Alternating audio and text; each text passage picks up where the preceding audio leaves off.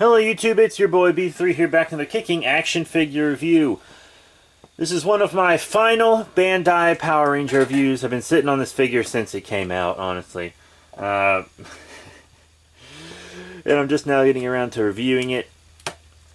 It is the Bandai America Power Rangers Super Ninja Steel Action Hero Series Evil Red Ranger. Yeah, so there was a big anniversary special. And this guy was one of the villains. So there were like all these androids that were evil copies of Power Rangers, and then those Legacy Rangers also came to help fight them. They only made Red. I don't blame them for only making one. And if you were only going to make one, Red would probably be the best choice, Red Mighty Morphin. Because Mighty Morphin is the original, and people are always going to want the original. Even though, in my opinion, I think they make too many Mighty Morphins, and I would like some other Legacy Rangers that aren't Mighty Morphin every now and then.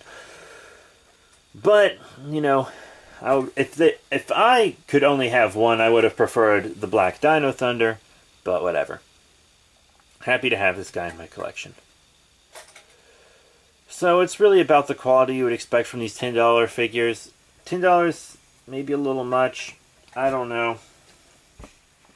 I guess I'm happy with it. I mean, it has some fun playability for kids. And there are figures that they scale well with. He actually comes with a couple good accessories. Power Sword and Power Blaster. They're just totally molded in red, which I guess is fine. I feel like Hasbro's giving us way more with their $10 figures, but whatever, that's why they have the license now and Bandai don't. So as you can see, he has several major differences from a regular Mighty Morphin Red Ranger. Like these big shoulder pads, the gloves, the belt, the boots, and that's really all that separates him. Does it look like his head is way too small for his body? They are not in proportion. Especially considering that that's a helmet and not just the head. So there's actually an even smaller head within this helmet on this huge torso. Like, come on. That head's way too small. But he's got pegals on the bottom of his feet. Articulation is about what you would expect. Side to side on the head. Up and down on the arms. Forward and back on the arms.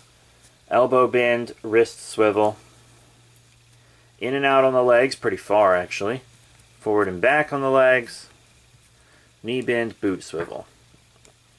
Is it worth $10? I'll let you decide. It's not adult collectible quality, but it's the only figure of this character. And also this line wasn't really intended for adult collectors at all. So, that's that. Now we're going to take a look at some size comparisons. Oh, I did want to mention that the back is painted, which I think is a good touch. So let's put him back here. Zoom out. And I have several figures I want to compare him with.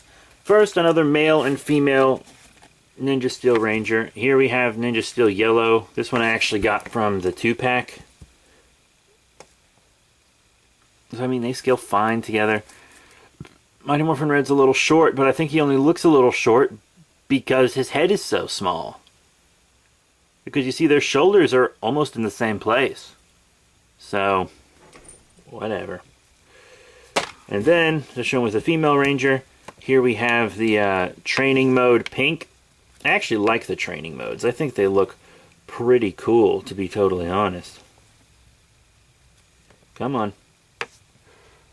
So that's that. I think that looks fine. Don't you? Sure. Now to show them with the villain. Here's the red repaint of Ripcon. You hear that rain? A lot of rain. But yeah, that's what they look like. Connie Cat doesn't like to be alone when it rains, so she's going to sit here with us for a bit. Hit that like button if you hear her purring. But, yeah, so I know this scaling doesn't make sense, but it is another Action Hero Series figure I showed with a male ranger, female ranger, and a villain. So here he is with a Megazord. Yes, I know the sizing doesn't make sense, etc., etc. People like to point that out in the comments when I do size comparisons like that. But I mean, if you're going to display this toy line, with itself, well, if you're going to display all your Action Hero Series figures together, like I do, then they'll probably be standing next to a Megazord. So, there he is next to one of the Megazords, just so you can see how it would look in a display. Now we're going to compare him to some other Toku characters. So, this is based off a Super Sentai character. Actually, in Super Sentai, I don't think these Evil Rangers ever appeared. I haven't watched Ninja, but I'm pretty positive. I'm absolutely positive they did not appear. This is a 100% American character. I'm sure of it. But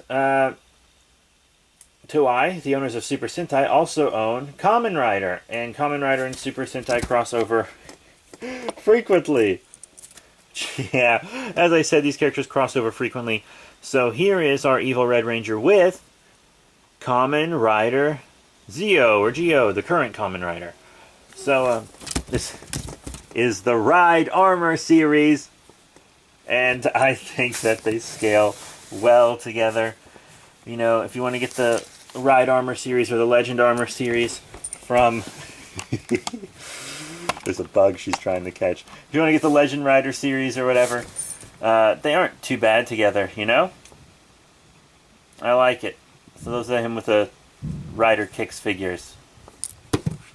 And for our final size comparison of the day, here's Evil Red Ranger with Kimmerman. Now, Kimmerman was an Ultra Q alien, and later became an Ultraman alien. This is the Ultra Hero, or Ultra Monster 500 Kimmerman from Ultraman Ginga, I don't know. Tsuburaya owns it, not Saban or Disney or Hasbro or Toei. But they've crossed over with Kamen Rider, and it's all Toku. Here they are. I know you might be thinking, oh, Ultra Monsters are gigantic, and so are Ultramen themselves. However, Ultramen can shrink down to human size when they want. They have been seen to do it before. They just don't do it often. And also, this is Kimmerman's regular size is more human-sized. And then he chooses to grow gigantic to fight. So, he would be this scale. So if you want to have a big old Toku crossover, Kimmerman would work well with an evil Power Ranger. So what are my final thoughts on the Bandai America Power Rangers Super Ninja Steel Action Hero Series Evil Red Ranger? Well, if you want this character, unless you're going to commission someone to do a custom, this is the only version of this character. So you really don't have a choice if you want the Evil Anniversary Special Red Ranger. However, it's really no better quality than any of the other Bandai figures in this scale. I mean, for $10 is kind of pushing it on these, On some of the figures, I felt it was more justified. Like some of the Dino Charge villains and stuff. But on this guy, the head's so small. They didn't give us accessories, which is nice. He's painted on the back, which is more than I can say for a lot of characters. I mean, the Kamen Rider figure I showed you earlier is not painted on the back. And the Kimmerman isn't, but he doesn't need to be because his body's all one single tone, so it doesn't really matter. So yeah, if you want this character, this is your only choice. I don't think they have a large aftermarket price. I actually ordered mine because I'm so used to villain figures getting a high aftermarket price. But, it never happened with this guy, so I guess I didn't need to pre-order him, especially since I saw a ton of him at Walmart right after. So yeah, if you want to get this guy, you can probably find him relatively cheap. If you can't find him cheap in package, I bet you can find him cheap out of package on eBay or something. So that's it. Thank you all very much for your support. Remember to rate, comment, and subscribe. Check out all the cool links in the description below: Facebook, Twitter, etc. Sorry, Naughty was knocking stuff over the whole time, but she don't like the rain. She don't like the rain. All right. Thank you all once again. See y'all later.